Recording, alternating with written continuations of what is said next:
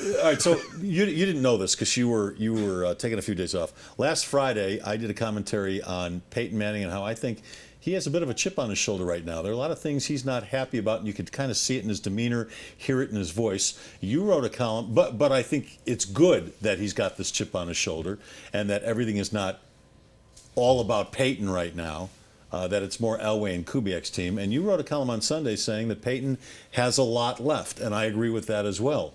What prompted that? What made you write that column? I'm not concerned about what is being said nationally. No, people always get. We know better than them. People have a lack of self-confidence if you say Cleveland sucks. Everybody in Cleveland gets all wound out of place. Why do you care what I think about Cleveland? And so, but you've even talked. You and I have talked about on the air that he's now being rated barely in the top 10 in quarterbacks, and the guy's one of the greatest quarterbacks of all time. Joe Montana, even and Tom Brady have more Super Bowl victories. Peyton's going to have all the records. But I think that it's like LeBron, one more Herculean effort. I think this is going to be the best thing that ever happened to Peyton Manning. And I didn't really say that. By this thing, what do you mean? Gary Kubiak's offense. Yeah. Because he doesn't have to win games by himself like LeBron's doing. I think that he's now got a complementary team. You talk about the defense more than any other media person I know. I'm saying that in a positive way. That the defense is going to bail him out, that everything's going to be fine with Demaryius Thomas. It always gets worked out. I think that the offensive line is an issue, as you say. But I keep saying Peyton Manning is his best pass protector because he gets the ball off so quickly. I think I would like to see them put him in the pistol offense. I think that'll be more effective than under center and I think he'll be shotgun. more comfortable that way. Yeah, so he looks better now, and that's what I said. He looks better now than when he came here. His neck before looked like a trunk of a tree. His neck is thinner. I think he bulked up to make sure that neck would. This is totally theory. He hasn't told me this. I think he bulked up his neck. I looked at pictures side by side and film of him side by side. His neck is thinner. Now you say, well, what's the big deal about that? I think that's an example of his body structure. That I think his body structure has more muscle than fat. I think that was somewhat fat. That he was not as loose as he was in the past. He's recovered from the quad. I will always believe that quad was worse than what people thought it was. I'm with you. A few observations, Woody. I was out of practice again today. I've been at practice every week since they've been running these voluntary and mandated mini camps, all right? Peyton looks great. Peyton looks like old Peyton. Peyton looks like Indianapolis Peyton to me. He looks to be in better shape than he's ever been in his 4 years here in Denver. He's throwing the ball well. He's throwing the ball deep well. And I agree with you. Gary Kubiak's offense is going to take some pressure off him. And on the other side of that, I spoke with a personnel guy today, a Broncos personnel guy who you and I have known for a long, long time. And I said, tell me about the defense. And he said, don't sleep on our defense. It's going to make the difference this year. Well, that's why I say, is he finished? And it's going to make a difference for Peyton. People, and you were here.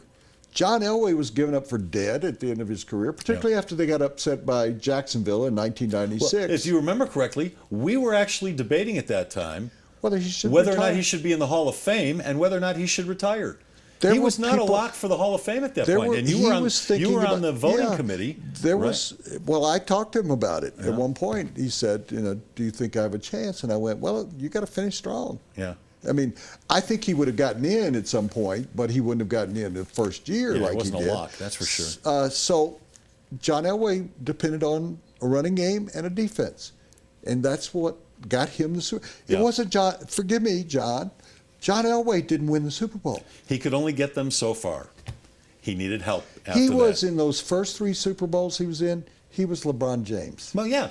LeBron with Cleveland the first go-round and this go-round could only get them so far. But when he had a better team around him, when he had a running game and he had a defense, that's when he won his Super Bowls. Same thing. Sometime if you're watching the show, go back and look at the roster that the Broncos had when John Elway took them to the first 3 Super Bowls. And everybody remembers that they got blown out by the 49ers 55-10. Those 49ers were better. Talk about Bay Area. Those 49ers were a lot better than these Warriors.